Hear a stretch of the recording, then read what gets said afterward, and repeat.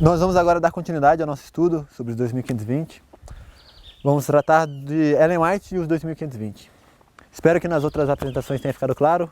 Era o nosso objetivo deixar o mais simples possível a explicação e mostrar que, no fundo, era uma profecia simples de entender, desde que você esteja se achegando à Bíblia da forma que Deus orienta. Vamos fazer uma oração então, para iniciar. Querido Pai que está nos céus, muito obrigado pela oportunidade de estudar esse tema, Pai. Que o Senhor possa me utilizar agora para ser um canal para a atuação do Teu Santo Espírito, Pai. Que o Senhor possa dar uma língua clara, colocar as palavras na minha boca, Pai. Que as pessoas possam escutar a Ti e não a mim. Isso eu te peço em nome de Jesus Cristo, amém. Bom, o primeiro ponto que nós vamos tratar é acerca do aparente silêncio da profetisa. Por que Ellen White não disse nada quando foi publicado o diagrama de 1863, por exemplo? Nós vamos ver que a Bíblia vai responder que existem momentos em que o profeta escolhe ficar calado, que Deus tem seus propósitos com isso. Abram suas Bíblias em 2 Crônicas 34. Nós vamos estudar agora o silêncio da profetisa. Por que Ellen White nunca mencionou diretamente o termo 7 tempos ou 2520? Você não vai encontrar essa palavra em nenhum dos escritos dela. Nós vamos entender agora por que às vezes os profetas ficam calados. Vamos ler então 2 Crônicas 34, versículos 14 a 28. Começa assim. Quando estavam tirando o dinheiro que foi trazido para a casa de Deus, encontrou Ilquias, o sacerdote, o livro da lei de Deus, dada pela mão de Moisés. Isso aqui era a reforma sendo feita por Josias. Versículo 15. E disse Ilquias a Safã, o contador, o livro da lei encontrei na casa de Deus. E entregou Ilquias o livro a Safã. E trouxe Safã o livro ao rei. E ainda ao rei disse uma palavra. Tudo que se encomendou aos teus servos, eles o executaram. Tomaram o dinheiro que se encontrava na casa de Deus e entregaram-no nas mãos dos superintendentes e nas mãos do que faziam a obra. E disse Safã, contador ao rei. O sacerdote Ilquias entregou-me um livro e leu nele Safã diante do rei. E foi quando ouvia o rei as palavras da lei, rasgou as suas vestes. E ordenou o rei a Ilquias e a Aicão, filho de Safã, e a Abdom, filho de Micã, e a Safã, o contador, e a Asaías, servo do rei, dizendo: Ide consultar a Deus por mim, e pelo que restou em Israel e em Judá, acerca das palavras do livro que encontramos. Pois grande é a ira de Deus que se derramou sobre nós, porque não guardaram nossos pais a palavra de Deus, para fazer conforme tudo o que está escrito neste livro. Então eles encontraram a lei, o livro da lei, e foram consultar o profeta agora. Depois de eles encontrarem a lei, aí que eles vão então consultar o profeta. Foram Ilquias, verso 22. Foram Ilquias e os que tinham sido enviados pelo rei ter com Hulda, a profetisa, mulher de Salum, filho de Tocate, filho de Arás, guarda das roupas. Ora, ela habitava em Jerusalém, no segundo quarteirão, e falaram-lhe a esse respeito. Ou seja, essa profetisa que morava em Jerusalém, não havia nunca antes mencionado algumas coisas. Então eles vão até ela e perguntam para ela. Respondeu-lhes ela, assim falou o Senhor Deus de Israel. Dizei ao homem que vos mandou a mim. Assim falou Deus. Eis que trago mal sobre este lugar e sobre todos os seus habitantes. Todas as maldições que estão escritas no livro que leram diante do rei de Judá. Porque me abandonaram e acenderam incensos para outros deuses, para me provocarem a ira contra todas as obras de suas mãos. Por causa disto está minha ira em todos os atos de suas mãos. E foi derramado o meu furor neste lugar, e não se apagará. Mas ao rei de Judá que vos enviou para consultardes a Deus, assim lhe direis. Assim falou o Senhor, Deus de Israel, quantas palavras que ouviste. Como enterneceu teu coração e te humilhaste diante de Deus, e quando ouvistes as palavras contra este lugar e contra seus habitantes, e te humilhaste diante de mim, e rasgaste tuas vestes, e choraste diante de mim, também eu te ouvi, diz Deus. Agora eu te ajuntarei aos teus pais, e tu serás recolhido à tua tumba em paz. E não verão teus olhos todos os males que eu trarei sobre este lugar, e os que habitam aqui. E voltaram ao rei com esta palavra.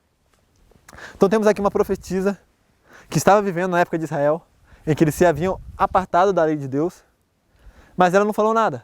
Somente quando eles encontraram o livro da lei e foram, olha, parece que tem isso aqui. Ela, sim, vocês estão transgredindo isso e por isso estão recebendo isso. Então existem momentos em que o profeta de Deus fica em silêncio apesar de saber. Bom, Vamos ver um texto aqui agora, que depois que entendemos, depois que encontramos o livro da lei e vamos ao profeta de Deus perguntar, nós vamos ver que sim, Ellen White de forma implícita menciona os 2520. Vamos ler Grande Conflito, página 351, parágrafo 1. Diz o seguinte: a experiência dos discípulos que pregaram o Evangelho do Reino no primeiro advento de Cristo teve seu paralelo na experiência dos que proclamaram a mensagem de seu segundo advento. Ou seja, a história se repete. Assim como saíram os discípulos a pregar, o tempo está cumprido, o reino de Deus está próximo, Miller e seus companheiros proclamaram que o período profético mais longo e o último apresentado na Bíblia estava a ponto de terminar, que o juízo estava próximo e que deveria ser inaugurado o reino eterno. A pregação dos discípulos com relação ao tempo baseava-se nas 70 semanas de Daniel 9. A mensagem apresentada por Miller e seus companheiros anunciava a terminação dos 2.300 dias de Daniel 8,14, das quais as 70 semanas fazem parte. Cada uma dessas pregações se baseava no cumprimento de uma porção diversa do mesmo grande período profético. Ok. Uma leitura superficial vai fazer você entender de forma errônea que os 2.300 dias são um período profético mais longo mencionado anteriormente. Não é isso. Aqui ela está falando a base das mensagens. A base das mensagens dos discípulos era Daniel 9. E a base das mensagens dos mileritas de fato eram os 2.300. Essa era a profecia central dos adventistas. Mais importante para eles. Porque era ela que trazia os tipos também do santuário. Ok. O que Ellen White vai dizer aqui, vamos ler a partir da parte que fala de Daniel 9. A mensagem apresentada por pregação dos discípulos com relação ao tempo baseava-se nas 70 semanas de Daniel 9. Uma coisa. A mensagem apresentada por Miller e seus companheiros anunciava a terminação dos 2.300 dias de Daniel 8,14, das quais as 70 semanas fazem parte. Cada uma dessas pregações, ou seja, os 2.300 dias e as 70 semanas, cada uma dessas pregações se baseava no cumprimento de uma porção diversa do mesmo grande período profético. Ou seja, as 70 semanas são parte, estão tratando do cumprimento de uma porção de um grande período profético, e os 2.300 também são parte do cumprimento de um grande período profético. O que quero dizer com isso? As 70 semanas são uma porção de quê? Dos 2.300 dias. E os 2.300 dias são uma porção de quê? De si mesmo? Os 2.300 dias não podem ser uma porção de si mesmo. Ninguém pode ser uma porção de si mesmo. Então, os 2.300 dias são uma porção de quê? Dos 2.520, que são o período profético mais longo. Nós vamos estudar agora um pouco acerca disso, de como os 2.520 são o período profético mais longo e os 2.300 dias são uma porção desse período profético mais longo. E o último apresentado na Bíblia, que estava a ponto de terminar. Bom, vamos ler Daniel 8, versículos 13 e 14.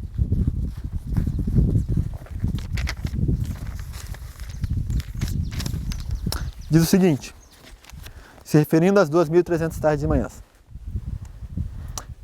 Então eu ouvi um santo que falava, e outro santo disse àquele que falava: até quando irá a visão do sacrifício contínuo e a rebelião que causa a desolação, para que seja entregue o santuário e o exército a fim de serem pisados? E ele me disse: até 2.300 tardes e manhãs, e o santuário será declarado santificado. Então o anjo, nessa conversa que Daniel está vendo entre dois santos, um pergunta: até quando vai a visão do contínuo e da rebelião, para que seja entregue o santuário e o exército? Aí agora o anjo vai responder: até 2.300 tardes e manhãs, e o santuário será declarado santificado. Falta uma resposta aqui. E o exército? Quando é que o exército vai ser declarado santificado? Ou os 2.300 dias tratam de quê? Vamos descobrir o que significa exército na Bíblia. Êxodo 7,4. Diz o seguinte: e Faraó não vos escutará, e eu meterei minha mão sobre o Egito e tirarei meus exércitos, meu povo, os filhos de Israel, da terra do Egito com grandes juízos. Ou seja, meu exército, meu povo. O exército de Deus é o povo de Deus. Êxodo 12, 41. Diz: quando terminou o tempo dos 430 anos, naquele mesmo dia todos os exércitos do Senhor saíram da terra do Egito. O exército de Deus é o povo de Deus. Ok, e o que quer dizer ser pisado? Vamos abrir Isaías 10, 6. Que diz: eu a envio contra uma nação ímpia e contra o povo de minha indignação, dou-lhe ordens para que roube a presa, ele tome o despojo e o ponha para ser pisado como a lama das ruas. Ou seja, ser pisado seria uma opressão de um outro poder pagão que está sobre você. Vemos isso também em Daniel 7:7.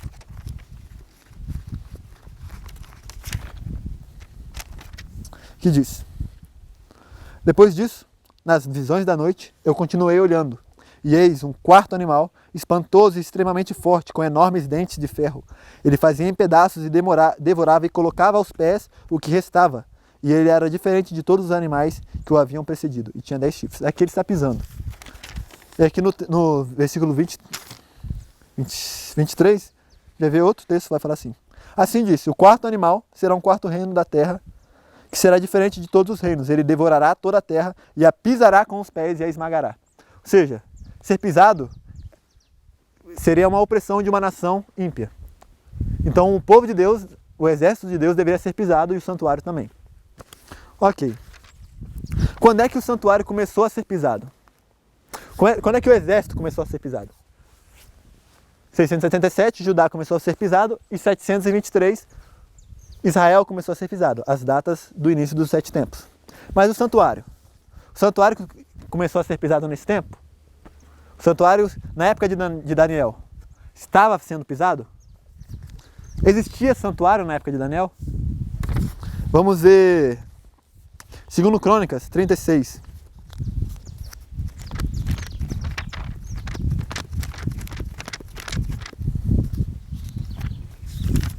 (17-19) e diz: por isso fez vir sobre ele os reis dos caldeus, que matou seus jovens à espada na casa do seu santuário, e não teve compaixão nem do jovem, nem da virgem, nem do velho, nem do decrépito. Tudo entregou-lhe nas mãos.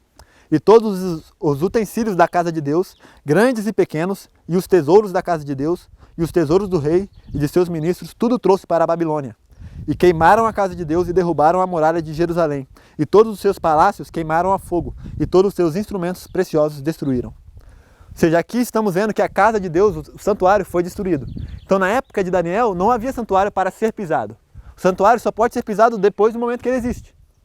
Então, por isso, a resposta do antes trata apenas do santuário, porque o exército já tinha começado a ser pisado no ano 723 para Israel, e no ano 677 o exército de Judá começou a ser pisado. O santuário ele é restaurado plenamente no ano 457, nós vemos isso em Esdras 7, vamos ler rapidamente, que é a data de início das 70 semanas. Esdras 7, 23-25. Tudo quanto foi ordenado pelo Deus do céu, isso é o que Artaxerxes está dizendo. É o terceiro decreto. Isso precisamente se faça para a casa de Deus do céu. Pois porque haveria ira sobre o reino do rei e de seus filhos, também vos notificamos acerca de todos os sacerdotes e levitas, cantores, porteiros, netinins e outros servos desta casa de Deus, que não será lícito exigir-lhes nem tributo, nem imposto, nem pedágio. E tu, Esdras, conforme a sabedoria do teu Deus, que possuis, constitui magistrados e juízes, que julguem todo o povo que está na província da além do rio, isto é, todos os que conhecem as leis do teu Deus, e ensina-os ao que não as conhece. E todo aquele que não observar a lei do teu Deus e a lei do rei, com zelo se lhe execute a justiça, quer seja morte, quer desterro, quer confiscação de bens, quer prisão. Nesse momento, o povo de Deus recebe autonomia para julgar, e o santuário está plenamente, com seus serviços, pode agora estar plenamente instaurado e não está mais, digamos, tem a liberdade para você poder considerar o santuário. E é a partir desse momento que ele pode, de fato, estar sendo pisado. Eles estavam sobre a opressão dos Medo-Persas quando as 2.300 tardes de manhãs começam. Então, quando o santuário é instituído, agora sim ele pode estar sendo pisado. Restituído, né? Quando o santuário é restituído, agora sim ele pode estar sendo pisado. E aí sim vem a resposta à profecia de Daniel 8. Ok. Vamos entender agora outro ponto, para ficar mais claro como os 2.300 tardes de manhãs fazem parte das 2.520. Já vimos um ponto, de que os 2.300 tratam do santuário e os 2.520 tratam do exército, que está sendo pisado desde 677 ou 723. Vamos ver aqui que em Daniel 8 existem duas palavras para visão, e que nas nossas Bíblias aparece simplesmente como visão. Tem uma palavra A que quer dizer visão e uma palavra B que quer dizer visão menor. Na minha Bíblia, para facilitar meu entendimento, eu coloquei colorido aqui em verde, e rosa e vermelho. O que é verde seria toda a visão maior, e o que está em vermelho seria a visão menor, que seria uma porção da visão. Que nós trouxemos as referências nas notas na página 23, na página 17, estão as referências das notas onde a gente encontra Chazon, que seria a visão inteira, a palavra hebraica quer dizer a visão toda, e onde está Maré, que seria a parte da visão. Daniel 7:2, por exemplo, fala Chazon. Em minha visão, em minha Chazon, minha visão completa, aí veio esses animais que estão aqui. Daniel 8:1 vai falar Chazon também, 8:1 e 2. No terceiro ano do reinado de Belsazar, uma Chazon, uma visão grande me apareceu, e eu, Daniel, depois daquela que me apareceu no princípio. E eu vi na Chazon, na visão grande, vi pois a Chazon, quer dizer, visão grande. No versículo 13 também, Chazon. No versículo 15, aparece os dois. A primeira parte, esse parecia aqui, que fala: enquanto eu, Daniel, contemplava essa Chazon, procurava seu significado, eis que diante de mim se apresentou um que parecia como um homem. Se parecia, tem a mesma raiz de maré, que é a aparência, que é algo mais rápido, algo mais curto. Aí no verso 16 já usa a palavra maré. Então eu ouvi uma voz de homem que gritou e disse: Gabriel, faz este entender a visão, a maré, a parte menor. E o que é essa parte menor? Versículo 26 nos vai dizer, e a visão e a maré, a palavra menor, que quer dizer algo menor, algo mais instantâneo, que você vê no instante. E a visão da tarde e da manhã que foi dita é verdadeira. E a maré da tarde e da manhã que foi dita é verdadeira. Ou seja, os 2.300 dias, que são a visão da tarde e da manhã. É verdadeira, mas tu mantém em sigilo a visão, a Chazon, porque se refere a dias distantes. Aí no versículo 27 diz: eu me espantei, no final, eu me espantei com a maré e não havia quem entendesse. Ele não entendia os 2.300 dias. Ok. Por que isso é relevante, essa divisão? Se a gente ler os versículos 16 e 17, quando Deus dá a ordem para Gabriel para fazer ele entender a visão, entendendo isso a gente consegue ver uma maior profundidade. Vamos ver. E eu ouvi uma voz de homem que gritou e disse: Gabriel, faze este entender a visão, a maré, a porção. Então ele veio para junto onde eu estava, e quando ele veio fiquei assombrado e caí com minha face por terra. Mas ele me disse: filho do homem, entende porque esta visão, essa Chazon acontecerá no fim do tempo. E ele começa a explicar. Se a gente ler a explicação, vai falar dos animais, do carneiro, do bode que apareceu.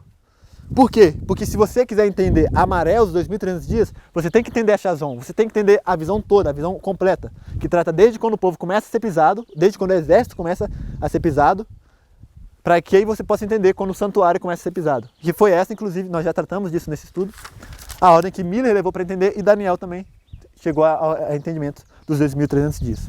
Então, dessa forma, os 2.300 dias são a maré, são a porção da Chazon, da visão maior, que seria a visão que mostra a opressão do povo de Deus, que começa no ano 677. Do povo de Deus de Judá, começa em 677. Ok. Aqui nós temos um texto, nós já lemos ele, que mostra que Guilherme Miller descobriu primeiro os 7 tempos. Diz: eu estava satisfeito de que os 7 tempos terminam em 1843. Então eu cheguei aos 2.300 dias. Eles trouxeram-me à mesma conclusão. Ou seja, mesma ordem que o profeta chegou à conclusão, que Daniel chegou, Miller também chegou. Vamos ver agora uma outra referência de Ellen White, bem incontestável, eu diria, acerca disso. Bem óbvia, né? Obviamente, está se referindo também aos 2.520. Diz o seguinte, esse texto está em Primeiros Escritos, página 235, parágrafo 3. Diz: vi o povo de Deus com gozo em expectação, aguardando o seu Senhor, mas era intento de Deus prová-los. Sua mão ocultou um engano na contagem dos períodos proféticos. Então tem um engano, um erro nos períodos proféticos, no plural. Aqueles que estavam esperando pelo seu Senhor não descobriram este erro. Erro não erros, um erro só que tem. E os homens mais doutos, que se opunham ao tempo, também deixaram de o ver. Era o intuito de Deus que seu povo defrontasse com desapontamento. E aí, se você seguir lendo o texto, nas suas notas você vai ver que tem uma sugestão de tradução. Por quê? Porque em português esse texto não está traduzido da melhor maneira. Capaz que o tradutor, por não ter conhecimento da profecia dos 2.520, ao traduzir para o português, acabou atrapalhando a interpretação correta. E não foi fiel ao texto da irmã White. Mas, ok, todos podem falhar. Não devemos, mas... ok.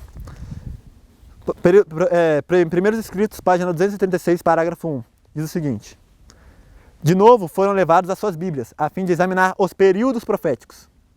Ou seja, mais de um período profético eles estão examinando. Não são só os 2.300 dias.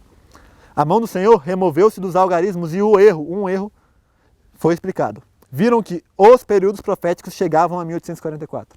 Em português, vocês vão ler, viram que o período profético chegava a 1844. Porque na época do tradutor ele imaginava, só existe um período profético que chega a 1844. Mas não, o texto diz que mais de um período profético chega a 1844. Que período é esse? Os 2520, obviamente.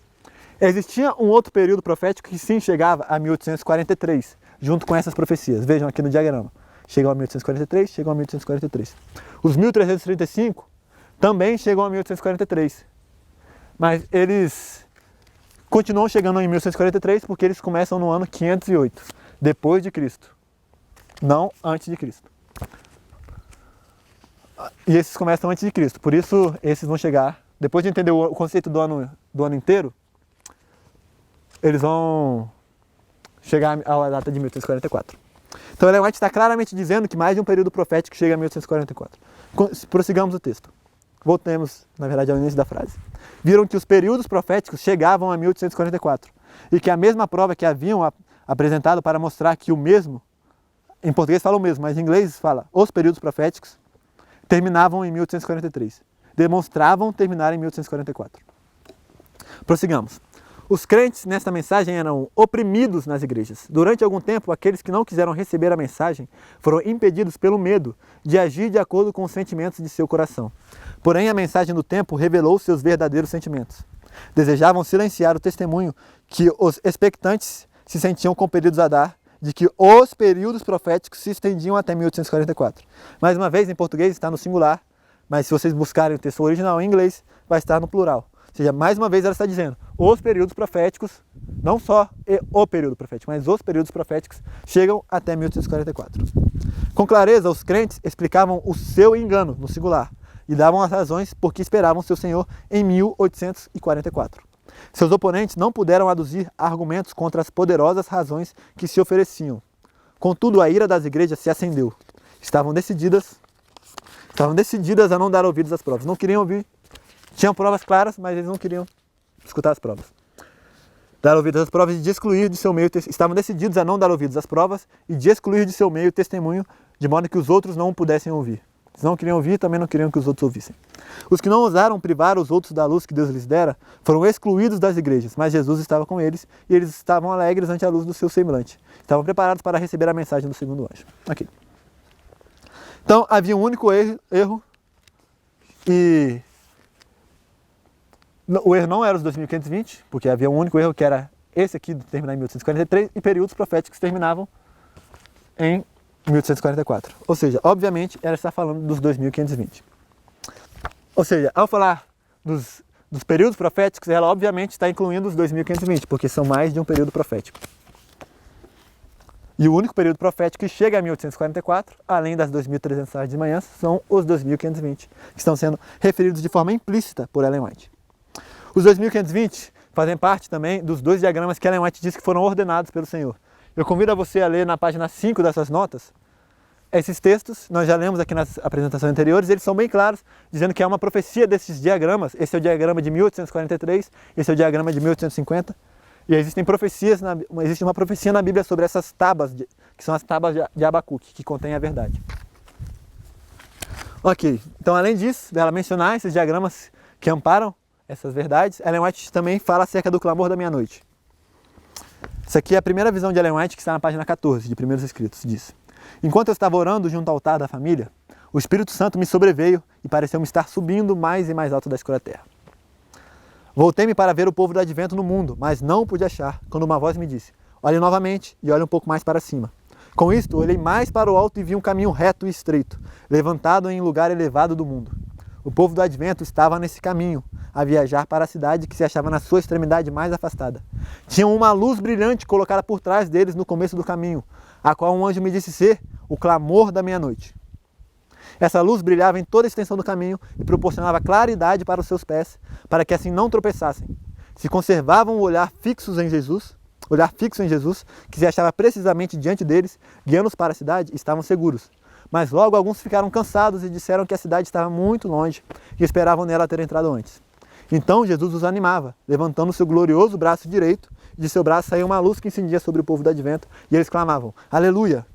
Outros, temerariamente, negavam a existência da luz atrás deles, e diziam que não fora Deus quem os guiara tão longe. A luz atrás deles desaparecia, deixando-lhes os pés em densas trevas, de modo que tropeçavam e, perdendo de vista o sinal e a Jesus, caíam do caminho para baixo no mundo tenebroso e ímpio.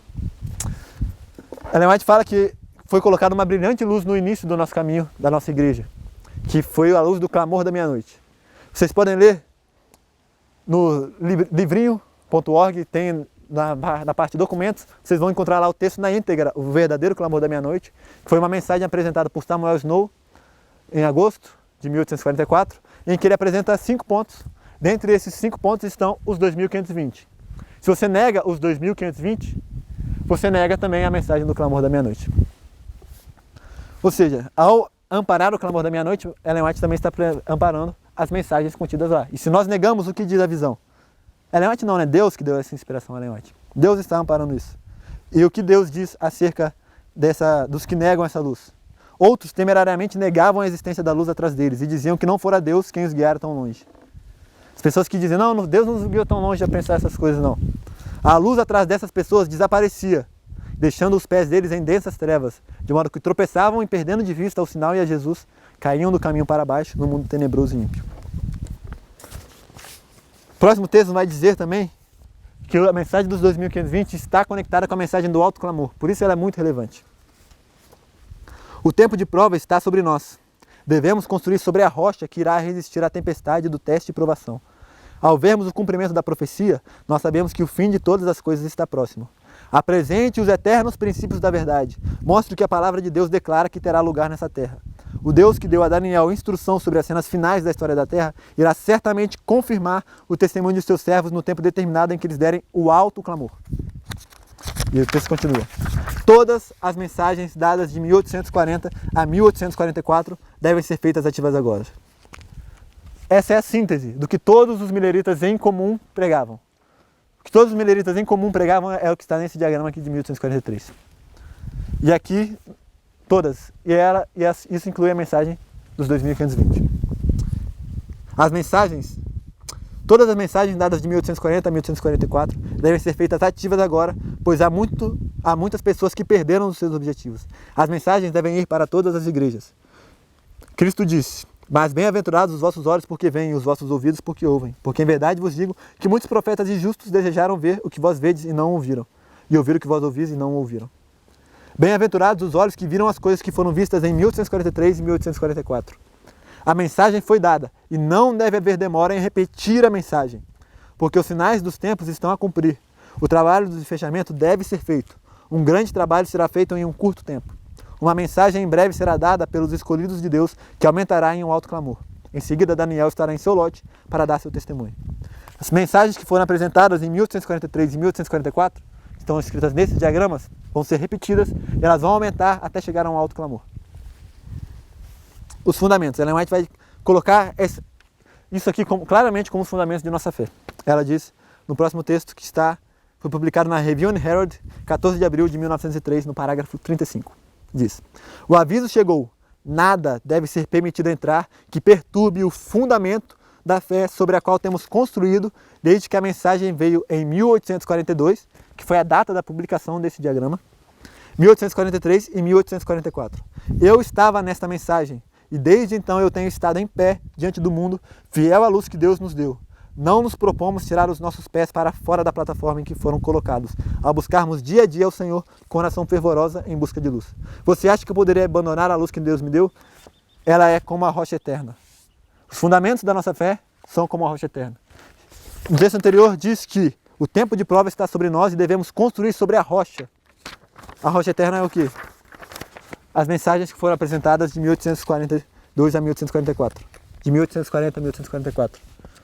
São os fundamentos de nossa fé e o fundamento é Cristo. Isso aqui